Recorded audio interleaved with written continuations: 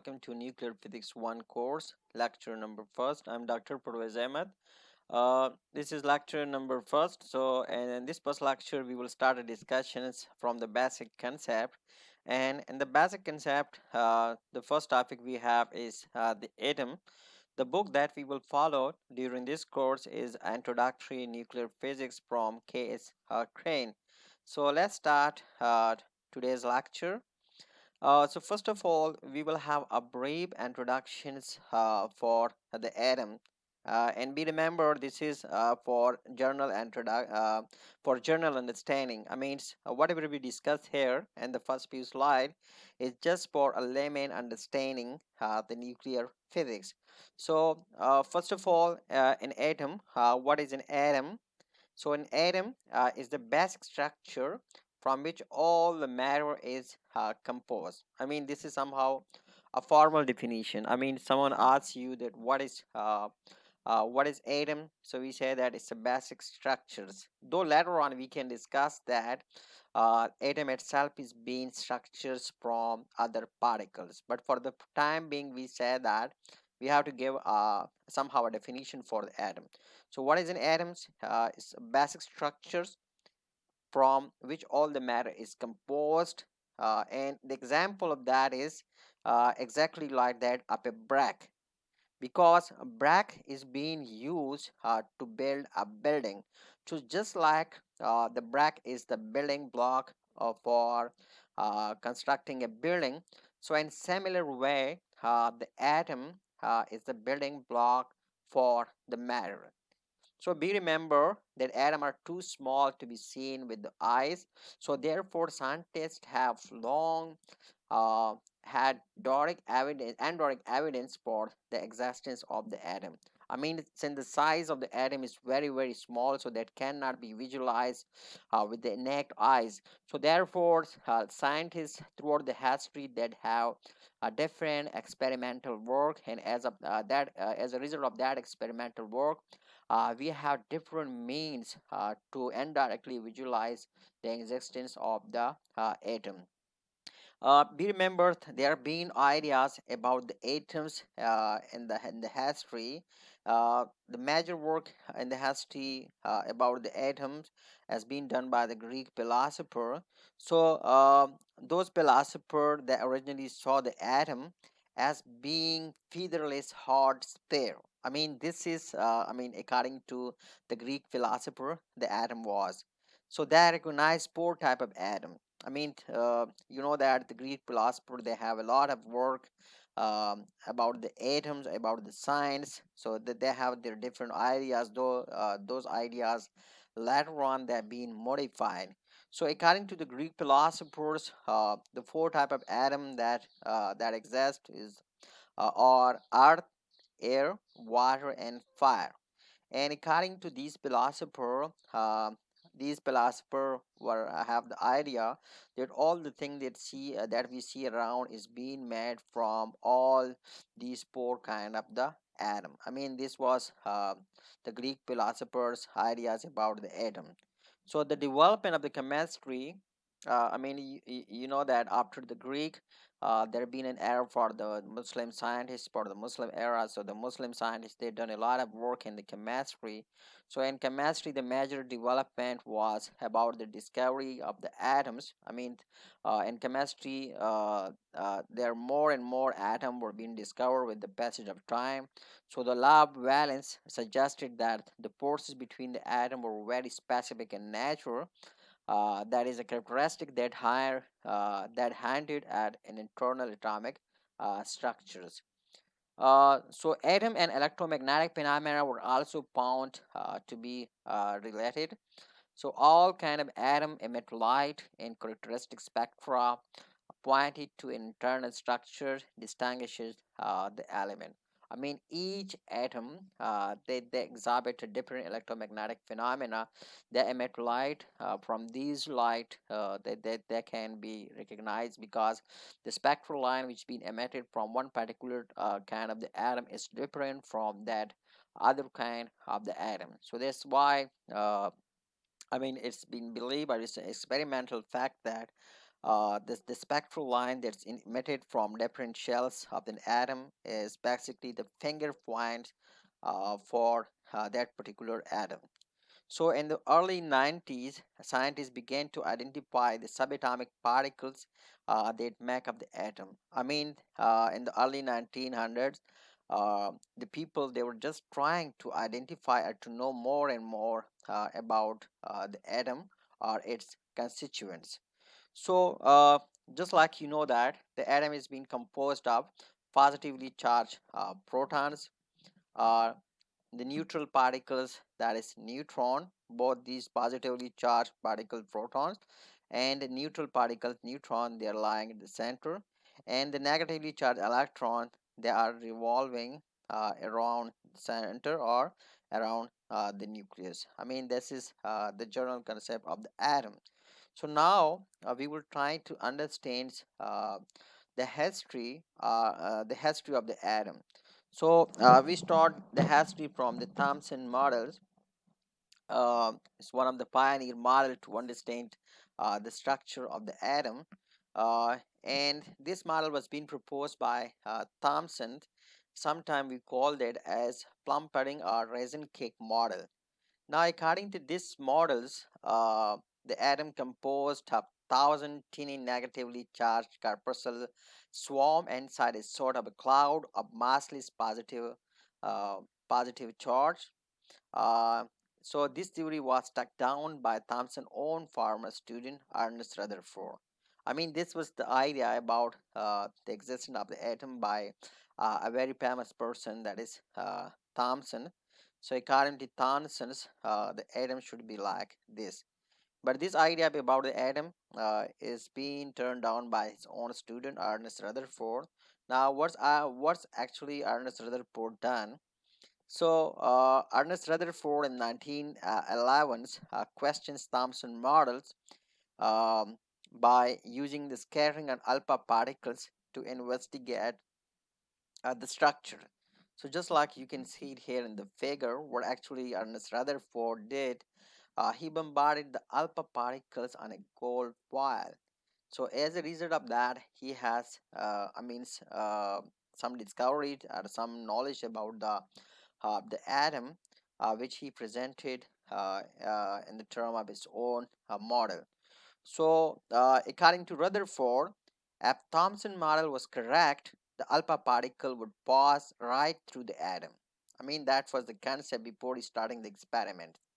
Rutherford, when he was starting the experiment to investigate the structure of the atom, so he has some hypothesis, and the basic of these hypothesis was, so according to Rutherford, he guessed that if Thomson model is correct, so the alpha particle would pass right through the atoms.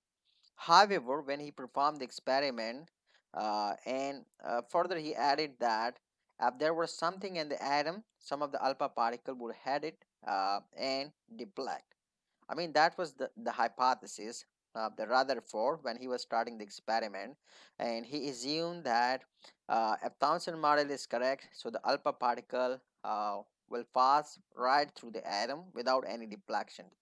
And he added that there is something inside the atom, so it will deflect the alpha particles.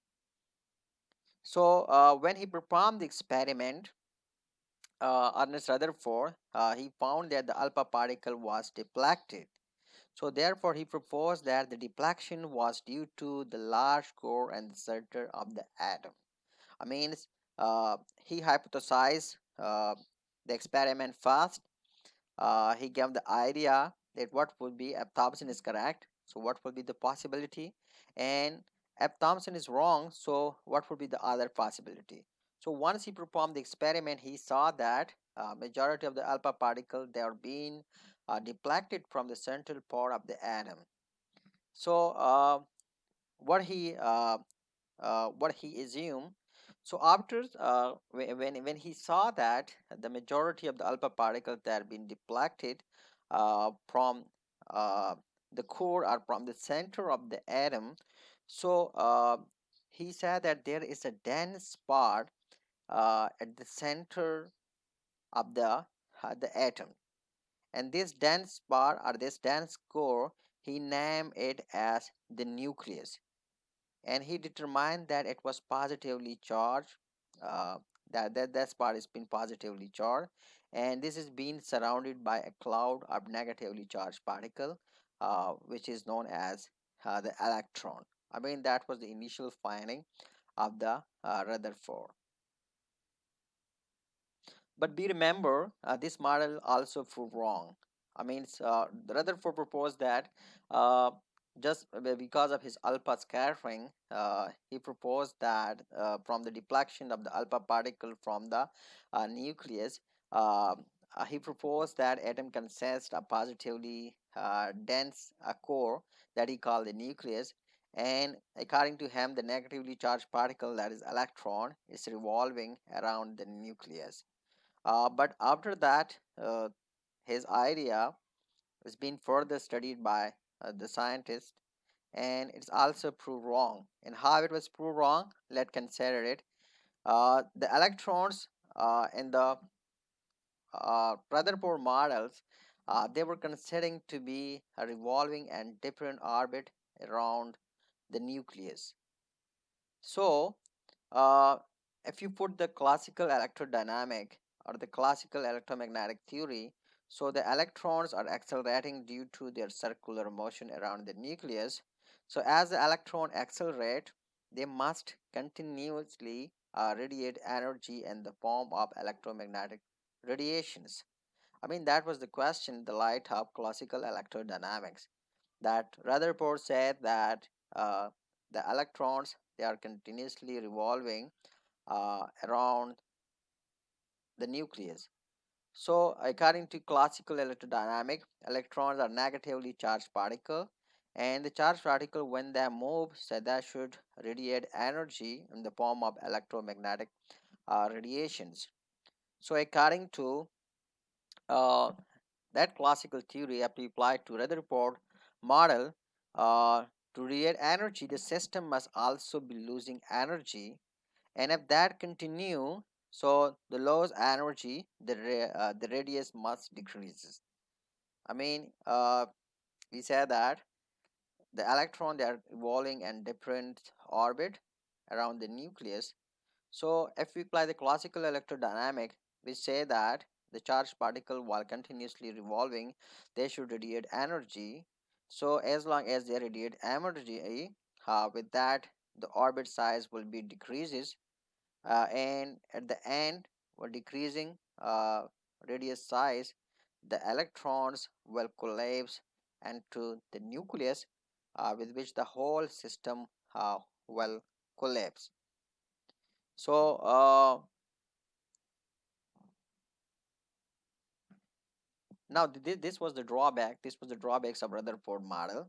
I mean, when we apply the classical electrodynamic, so the Rutherford's models, I mean, is failed to explain that. I mean, the classical electrodynamic idea.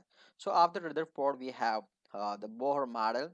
Now Bohr tried to explain the shortcoming or the drawbacks of the Rutherford model. So what actually Bohr did in 1913, he presented his own model, and that model he realized that the model of the atom wasn't wrong. I mean, when he thoroughly studied the Rutherford model, and he said that this model is not wrong at all. Rather, he assumed that it's the classical laws that didn't apply to the phenomena inside the atoms.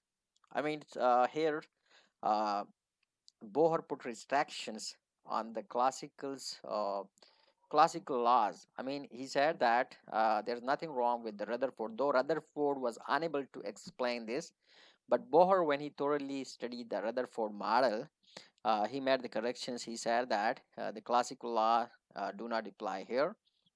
So, using the principle of Planck and Einstein, Bohr made several general assumptions regarding the structures of the atom. According to Bohr, certain stationary state exist in the atom where the orbiting electron do not continuously radiate electromagnetic energy. I mean, according to the Bohr, uh, there exists certain stationary state inside the atom. And just like you can see it here, here this should be considered the first stationary state and this is the second stationary state. So according to Bohr, as long as the electron they remain in particular stationary state and do not radiate any energy, I mean neither it absorb or neither it radiate any amount of the energy, as long as it remain in that particular stationary state. But uh, the emission or absorption of the electromagnetic radiations occurs when there is a transitions between the two stationary states. I mean, these are the two stationary states. So as long as the electrons they remains in this particular state, do not emit or absorb energy, but when they have a transitions, I mean let's suppose we have electron in this particular state, it want to have some transitions from this state to this state, so it will emit energy. I mean, first of all, let's suppose we have the electron in this state. So if this electron it gets energy from outside, it absorbs energy from outside, so what it will have, it will jump from this state to this state. I mean it will have a transition from one state to the other state, from lower state to the higher state. But once it emit that energy, I mean it observe, first it observe energy and it do the transition from one state to other state. So as long as it has that energy, it remain in that higher state. So once it emit that energy, so it come back to the initial state. So that has been the correction that's been made by the Rutherford, that is by the Bohr. So the energy of the emitted or observed radiations is proportions to the difference and the energy of the two stationary states. I mean these are the two stationary state. I mean this is state 1, is state 2. So the difference of the energy state is basically the difference of the energy between these two states. So the Bohr model of the atom consists of a central nucleus composed of neutrons and protons surrounded by a number of orbital electrons equal to the number of the protons. So each of these particles is described in the term of measurable properties that include mass and charge. So the attractive force between a positively charged proton in the nucleus that we have here and the negatively charged electron revolving around the nucleus hold the atom together. I mean there is attractive force, Coulomb attractive force between the negatively charged electrons and the positively charged nucleus, which hold them together. So atoms that have extra electrons or missing electrons have a net electrical charge and are called ion. I mean, as long as we have equal number of proton and electron in an atom, so the atom itself is considered as neutrals.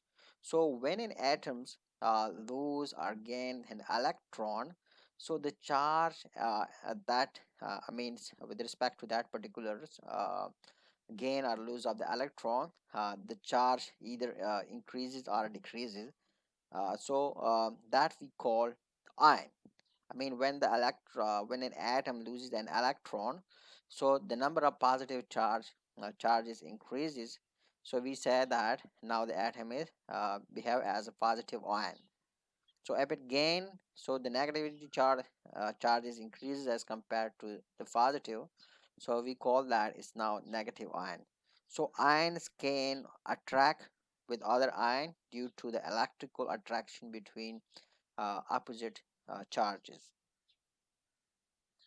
Nucleus. So you know that nucleus is the central part of the atom according to Rutherford model, which consists of proton and neutron.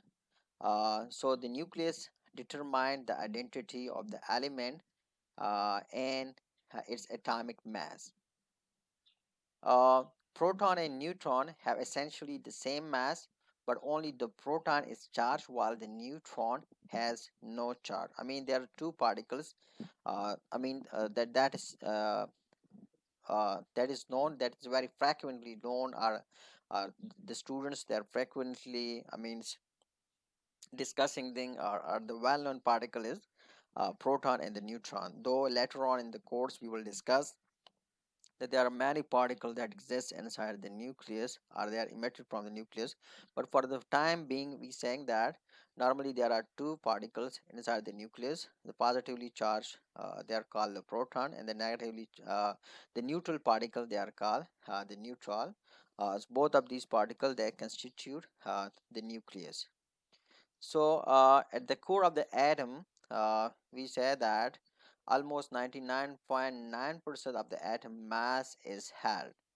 So be remember, though we say that the nucleus contains the majority of the mass of the atom, the nucleus is very small compared to the size of the whole atom, because we already know that most of the atom is empty space, and that has been surrounding the nucleus, where the electron is revolving, and that empty space electron is surrounding in different orbit with respect to their energy. So since the proton are positively charged, the nucleus has a positive electric charge. I mean, neutron they are neutral particles, and only the proton inside the nucleus they have positive charge. So that's why we are saying that the nucleus has positively charged. So as I mentioned that nucleus contain the proton. So what are the protons? Protons are positively charged particles that are being found inside the nucleus of an atom. And be remember, each element has a unique atomic number, which in other words refer to a unique number of the proton. So what it mean? It mean that the number of protons basically serve as an identity for a particular element. That is, uh, 1, 2, 3, or 4. Means whatever the number of protons an element have. So that basically represent the identity of that particular elements. So proton, be remember, proton number never changes for any given elements. An example of that is oxygen. So for example, oxygen has a total 8 number of protons, that indicating that oxygens will always have that particular number of protons. And let's suppose we say that we add a protons to oxygen atom, or we take a proton from the oxygen atom, so then it will never remain oxygen, rather it will be converted to another atom. So that's why we're saying that proton basically represent the identity of an atom. Neutron, just like we mentioned, are the other particle that is being found in the nucleus, but unlike the protons and electrons, neutron carry no electrical charge and thus remain neutrals. And be remember, atom of a given element do not always contain the same number of the neutron. I mean, the number of neutron may vary from atom to atom or from isotope to isotope. Electrons, so electrons are negatively charged particles that surround the nucleus and different orbit, similar to the moons orbiting a planet. I mean, the example of electron is just like that of a moon that orbiting a planet. So just in the same manner, the electrons in the atom they are revolving in different orbit around the nucleus. So the sharing or exchange of the electrons between the atom forms a chemical bond, which is how new molecules and compounds are formed. I mean, uh, the chemical bonding is possible because of the interactions of the electron among the element. I mean, it's because of the reactions, the sharing or transferring of the electrons from one atom to the other atom. I mean, that is how we make the molecules and the compound. So electron binding energy, we remember electron exist in discrete shells around the nucleus that is similar to the planet around the sun. So each shell represents unique binding energy holding the electrons to the nucleus.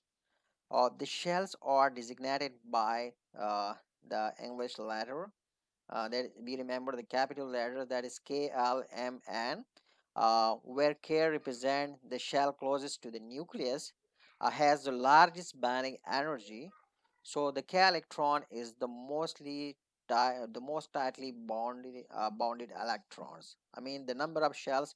Uh, we remember we denoted by English alphabet the capital letter, that's KLMN, and here you see that K is being taken to denote the closest shells to the nucleus, and so on the other shells. I mean the other shells, they are respectively denoted by L, M, N, and so on. So maximum number of the electron in each shell, that is 2 in the K shell, 8 in the L shell, and so on. You know that there are different models according to which the number of electrons they are accommodated in different shells. So we can summarize the lecture, the summary of the lecture, that is the summary of the atom. That is, we have the particle like proton, neutron, and electrons, and an atom. The symbol for the proton, neutron, and electron are respectively Phi, N, and E. The mass for the proton is 1.672 and 10 raised to power minus 27 kg, which is the same that for the neutron, but the mass of electron is very small, that is 0.911 and 10 raised to power minus 30. If we take that in terms of energy, so again we have for the proton 938.2 mega electron volt, 939.2 mega electron volt for the neutron, and 0.511 for the electron. And if we consider the charges, we remember neutron has zero net charge, charge of proton is positive 1, and for the electron is minus 1. That's all we have for this lecture. We remember the positive and negative charge of the proton and electron respectively are equal to 1.6 into 10 raised to power minus 19 coulomb. So that's all we have for this lecture. Thanks for watching the lectures. Be remember, stay tuned with the next lecture, because in the next lectures again we will discuss some of the basic concept related with the atom. But in that lectures, like this lecture number 2, we will discuss about atomic mass unit, that shortly we write AMU. So stay tuned in the next lecture. See you in that lecture very soon. Till then, bye bye.